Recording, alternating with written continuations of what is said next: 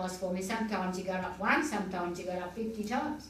It depended on how sick they were or who they were, settling in, trying to get them settled in. Then I went to TAFE of a day. I did Aboriginal studies of a day at TAFE. And I topped the class, and I got an award, and then that enabled me to go to university. By that time, they'd advertised for an assistant librarian at the library. I was starting to get worn out, not just physically, but emotionally, because I'd have to go to attend funerals and all that. So I applied for the position, and I got that position. I started at the library as an Aboriginal researcher in 1995. I've been there now since 1995, nearly 15 years. So in that time, I have renovated my own house, I have owned my own car, and I'm saving up now to go on holidays. So that's me. Any questions? Any questions? It was different for me growing up in the Aboriginal community because it was different back then. You were not allowed out at night. When the people from the top camp used to come up and play us round us after school before Stanley Village was built, as soon as the sun started to go down, they'd start to go home. That was the law. If your parents had to come looking for you, you got the strap. You got the strap, or you got the pepper tree switch. We always got the pepper tree switch if we weren't home before dark. It was more or less to protect us, but it was also, that was when you had your main meal of the day, in the evening. And if you weren't home by that time to have your meal, you missed out, because you didn't have microwaves. The stove was let go out. The fuel stove was to go out. If you had a soup or a stew or something, you probably ate that cold if you were late, but you had to be home. And a bucket with an old towel was put out at the back door, because we walked down, and when it was raining, you had to wash your feet before you came into the house. Aboriginal people were addressed as Mr. or Mrs. You were not allowed to call them by their nickname if they were older than you. When I first started at Fairview, I got a plus for Fairview with their accreditation team, because of the knowledge that I instilled in the nurses about the Aboriginal patients. And I went crook on one nurse one day for calling Mr. Swan Pondy. I said, you do not call Mr. Swan Pondy. You either call him Mr. Swan or you call him Norman. But you only call him Norman if he gives you the okay. You only call him Pondy if he gives you the okay.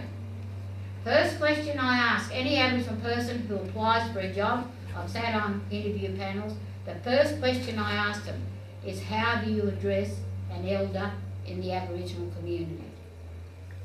Yes. And you either say Mr. or Mrs. or Auntie or Uncle. That's how you address Aboriginal people when I grew up, especially elders. We were more united then because we had to help each other. When anybody died, the men in the pubs would take a hat around and the Aboriginal people would throw money in so that that person would get buried. They would not be buried as a pauper. They would have a decent burial with a proper coffin and a funeral service. And this is why today Aboriginal people all attend funerals. If I can't make a funeral, if I'm working, I'll ring up and I'll say to Lummy, Albert, I'll say, can you go to that funeral and represent the family? You must represent the family. Once you go to a funeral, you are not just there to pay your respects to the person who died.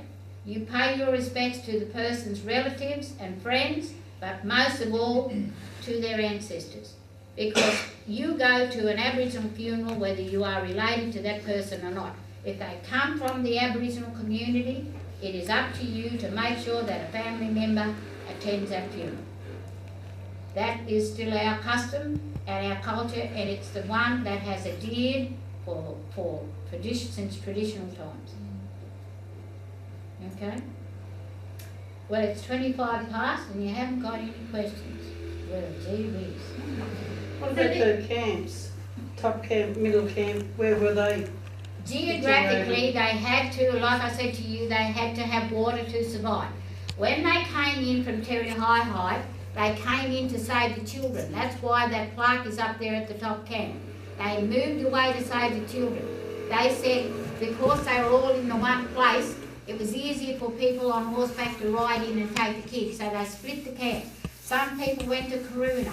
Some people went over the border into Queensland. And some people stayed out at Boggabilla and Toomala. 11 families, 12 families came to Moree. 11 came, and then old Jenkins, Mona and Georgie Jenkins went back out to Terry High. And old Mr. and Mrs. Stacey also lived out there, but they eventually moved in here, right? So they moved here in 1922. The top camp was the largest camp. Then those people who came from Corunna started to live down, Mr. and Mrs. French, they built a tin hut down at what's called the middle camp. The Leslies lived there, the Stanleys lived there, the Weatheralls, the Phipps, they all lived there in tin huts. Then the bottom camp came about, okay? So the bottom camp came about, you had your middle camp and your top camp geographically all on the Meave High River. Middle camp was round about where number 13 hole is there, where Edward Street Bridge is. There used to be a dump there. Moree's town dump used to be there. You used to cut through the dump to go down. You had to jump a board drain to get to the reserve. And in 1933 they built a school, and then in 1935 they started to build houses. So the school was at middle camp? The school was at bottom camp. Bottom camp later became the Bottom. reserve. Yeah.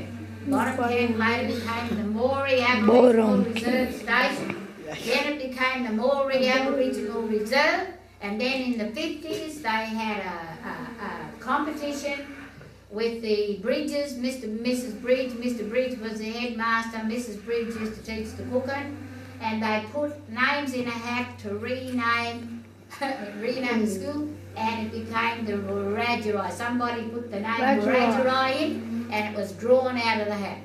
We are not Wiradjuri. Wiradjuri are from Dubbo down.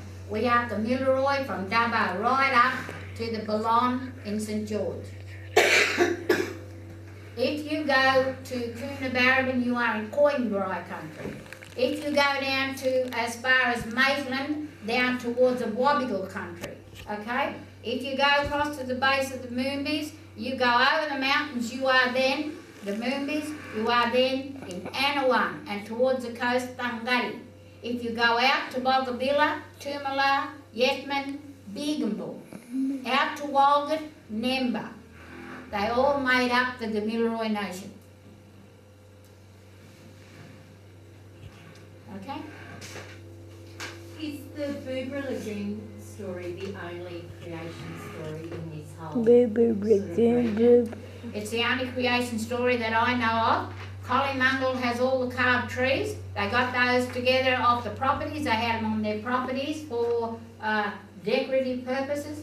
All the people from Collarinda got them, and they're out at Collymungle. Yeah. They're all under shelter, but they're not going to last long. They're fading now. They're going to have to be bored in so they can be preserved. Yeah. Okay? 16 carved trees were removed back in 1938 by Norman Tyndale, who was an anthropologist here. He also removed a huge fishing net that they used to use out at Brewarrina. The Brewarrina fisheries is centuries old. That's where they used to, when it rained or flooded, Granny Lizzie said they'd walk out to this place where they used to eat fish for weeks. When the water subsided, because of the structure of the three pools, high, medium and low, when the river or the water ran over those rocks, those fish that came with it would be prisoned in those pools when the water went down. So Aboriginal people could either spear them or just walk in when the water got really low and just catch them with their hands. One bloke still does it in Collarinda. Exactly. Louis. It's centuries old. No one knows how old it is. Mm. And there's a big hoo-ha because the last time I went down to Sydney, I got the gist of people talking there, and the man from the Land Council, he was talking about some group going out there and they were going to try and do something to the rock fisheries. He said, yeah, over my dead body. So those fisheries stay the way they are. They've been like that for centuries. Then you have the Collymungle